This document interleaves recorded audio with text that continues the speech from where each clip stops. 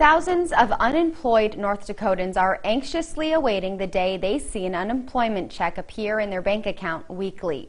Many have been out of work for close to a month now. The North Dakota AFL-CIO has been crunching the numbers.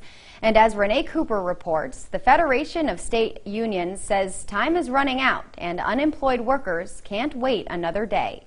The president of the North Dakota AFL-CIO tells me that if the average single worker who is making between $20,000 and $50,000 a year does not start receiving their unemployment checks by tomorrow, April 17th, they will not have enough cash to keep up with their bills. It's kind of like where the budgets meet. After this, if there's late fees or anything like that, they're going to be so much that it's going to take so long for people to catch up from it. Another member of the AFL-CIO ran the numbers for North Dakotans using data collected by the Economic Policy Institute, a nonprofit think tank out of Washington, D.C. The AFL-CIO started preparing on March 30th for the possibility that checks wouldn't start hitting bank accounts by this time by asking the governor to put a freeze on evictions and late fees for renters. The North Dakota American Civil Liberties Union was another one of several organizations listed on the moratorium. He believes that this stimulus money is going to be enough, and to his credit, if everybody gets their money on time, he's right. At his press briefing Wednesday, Governor Burgum said Job Service North Dakota began filing claims, sending out about $1 million to North Dakota families. As far as the money coming, we haven't seen it yet. No, as far as I know, nobody's seen it in their unemployment checks yet.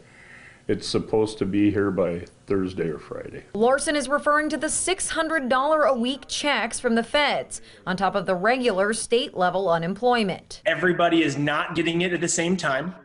This deadline is approaching. And there's another hitch. I had a conversation with Job Service North Dakota today. They clarified that only those who qualified for North Dakota's initial unemployment insurance, or UI, are receiving any payments so far.